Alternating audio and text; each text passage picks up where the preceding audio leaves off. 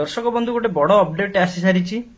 आपण मैंने घरे बसिक आधार कार्ड सहित आपंकर बैंक लिंक करेंगे जहाँकि डेबिट लिंक कहुए से लिंक टी आपड़ करेंगे ऑनलाइन माध्यम किपरि करेंगे ये वीडियो माध्यम आम देखु वीडियो प्रथम शेष पर्यंत देखु आपने जापर वीडियो किपरि डेबिट लिंक करा सबु बैंक नहीं जो 5टी बैंक अच्छी से बैंक किपरि कर अकाउंट थाए करेंगे केवल आपन आधार कार्ड दे आधार को ओटीपी जीव ओटीपी साहाय्य केवल आप वेरीफाई करी आधार सीडिंग करेंगे घरे बसी आप बैंक को जीवा पड़ोनी बैंक रे आपण मैंने जानी सुभद्रा योजना लगी केते गहली लगी असुविधा पड़ुंट जहाँकि से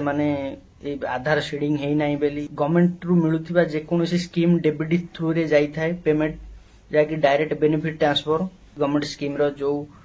साहाय्य मिलवा कथा से अकाउंट को जाई परिबनी सेति लगी डेबिट लिंक से माने करिया पे बैंक को बहुत गहली करूचंदी किंतु ऑनलाइन आपण माने 5टी बैंक करि परिबे घरे बसी आपण को निज मोबाइल फोन द्वारा ये जो 5टी बैंक पे परमिशन मिली से 5टी बैंक भितर जदि आपनकर सेही अकाउंट थिबो ताहले आपण करि परिबे केवल 5टी बैंक आधार सीडिंग हे परिबो ऑनलाइन माध्यम रे अन्य कोनोसी बैंक हे परिबो नाही देखंतु से तारि भितर मु जेकोसी गोटी अकाउंट को एबे करिकरी देखोइची आपण मानको आधार सीडिंग किपरि होय मात्र 2 मिनिट रे करि परिबे जदि आपनको पाखरे सेही बैंक अछि प्रथमे आपण को मोबाइल किंबा कंप्यूटर लैपटॉप रे गूगल क्रोम ब्राउजर ओपन करिवे सर्च बार बॉक्स रे एनपीसीआई लिखि सर्च करिवे सर्च कला मात्र आपण सामने रे आसी जीव देखंतु national payment corporation of India NPCI ता ऊपर क्लिक करिवे क्लिक कला मात्र एनपीसीआई रे ऑफिशियल वेबसाइट आपण मानकु एमति देखिबा पई मिलिबो एई वीडियो रो डिस्क्रिप्शन में लिंक टी अछि आपण डायरेक्ट एई पेज को आसी परिबे एई पेज को आसला पर देखंतु तळे बहुत सारा ऑप्शन देखिबा पई मिलुची तळे देखंतु देखिबा पई मिलुची कंज्यूमर ता ऊपर क्लिक करिवे क्लिक कला मात्र तळे बहुत सारा ऑप्शन देखिबा पई मिलुची देखंतु लास्ट रे देखिबा पई मिलुची भारत आधार सीडिंग एनेबल बेस ता ऊपर क्लिक करिवे क्लिक कला मात्र आधार सीडिंग पेज टी ओपन हे जिवो देखंतु रिक्वेस्ट फॉर आधार सीडिंग एठी आपण मानकु देखिबा पई मिलुची देखंतु एंटर योर आधार प्रथमे आपण को आधार कार्ड रे जो 12टी नंबर अछि से नंबर टी एठी एंटर करिवे एंटर योर आधार बॉक्स रे आधार नंबर टी एंटर कर सला पर तळे देखंतु अछि सिलेक्ट योर बैंक ऊपर क्लिक करिवे क्लिक कला मात्र आपण को 5टी बैंक रो नाम देखिबा पई मिलिबो जदी आपण को पाखरे एही बैंक रो अकाउंट अछि ताहले आपण आधार शेयरिंग करि परिबे प्रथम रे अछि देखंतु बैंक ऑफ बरोदा सेकंड रे कनाडा बैंक थर्ड रे इंडियन बैंक फोर्थ रे इंडियन ओवरसीज बैंक 5 रे अछि देखंतु कर्नाटक विशाखा ग्रामीण बैंक आपण मानको पाखरे जदी एई बैंक रो सब अकाउंट अछि ताहले आपण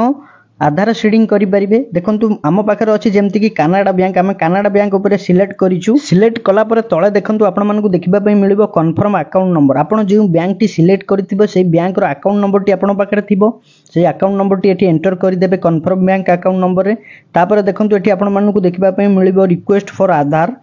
जदि आपण आधार सीडिंग करिबा पई चाहुचंती एठी सीडिंग ऊपर क्लिक करिबे डी सीडिंग करियाउ चाहुतले डी सीडिंग ऊपर क्लिक करिबे तापर देखंतु तळे सीडिंग टाइप फ्रेश सीडिंग करिबे जेहेतु मु नुवा करूची देखंतु फ्रेश सीडिंग ऊपर क्लिक कली क्लिक कला पर account number confirm account number T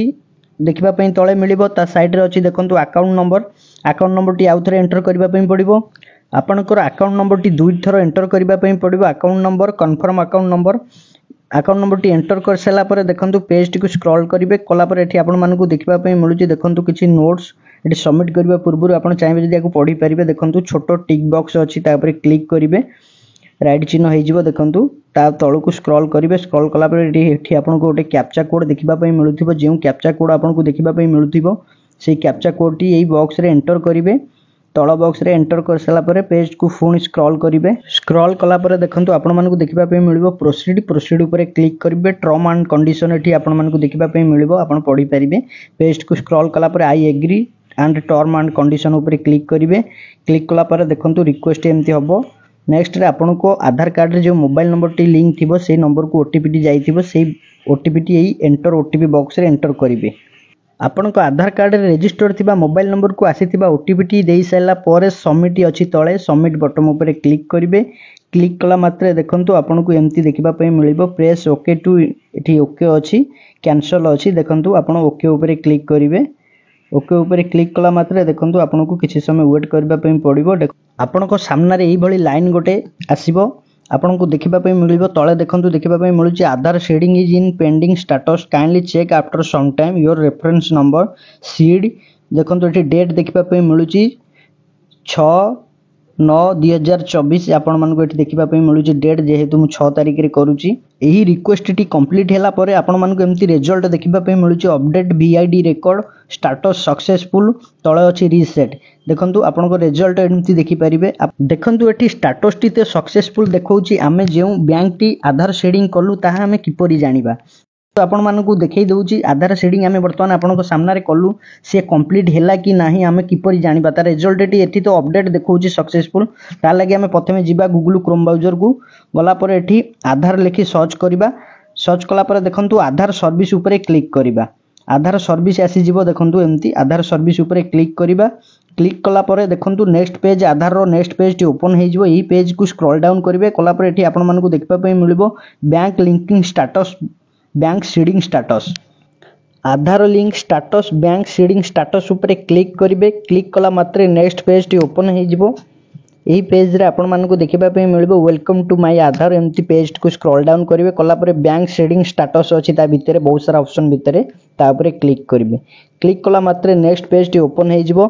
एही पेज रे आपनको आपनकर आधार कार्ड नंबर टी प्रथम एंटर करिबा पई पड़िबो आधार कार्ड नंबर टी दे सारा पर गोटे कैप्चा कोड देखिबा पई मिलुथो जे कैप्चा कोड टी देखिबा पई मिलुथो से कोड टी की एंटर करिवे एंटर कर सारा पर तळे अछि देखंतु लॉगिन विथ OTP ता ऊपर क्लिक करिवे चलंतु से कोड टी हम एंटर करी लॉगिन विथ OTP ऊपर क्लिक करिबा क्लिक कला मात्र एमते किछि समय वेट करिवे तापर आपनको आधार कार्ड रे जे रजिस्टर थिबो मोबाइल नंबर से नंबर को OTP टी जाइथिबो से OTP T enter OTP box रे एंटर कर दबा OTP टी एंटर कर साला पर तळे अछि देखंतु लॉगिन ऊपर क्लिक करिबा लॉगिन ऊपर क्लिक कला मात्र आ गोटे पॉपअप ओपन हे जिवो आपण ओके कर देबे ओके कला मात्र देखंतु आपनको नेक्स्ट गोटे पेज ओपन हे जिवो एही पेज रे देखिबा पई मिलिबो देखंतु एमती आपनको फोटो देखिबा पई मिलुथिबो कॉर्नर रे आपण ता ऊपर क्लिक कले आपनको आधार रो फ्रंट पेज बैक पेज मध्य देखि परिबे आपनको आधार रो डिटेल्स ओपन हे जिवो एही पेज रे आधार रो बहुत सारा सर्विस रो नाम देखिबा पई मिलिबो देखंतु आरी भितर अछि बैंक सीडिंग स्टेटस देखंतु बैंक सीडिंग स्टेटस तापर क्लिक करिवे क्लिक कला मात्र देखंतु नेक्स्ट पेज ओपन हे जाईजी प्रथमे आपण मानकु देखिबा पई मिलिबो congratulation your Aadhaar bank mapping has been done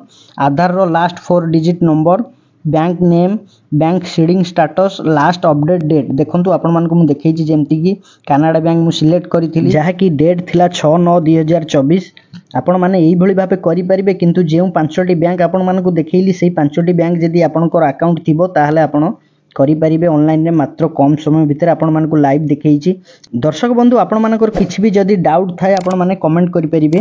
आपण मानकु जदी हमर ए इन्फॉर्मेशन भलो लागिथिबो वीडियो टी को लाइक करिवे कमेंट करिवे शेयर करिवे हम चैनल को मध्य सब्सक्राइब करिवे।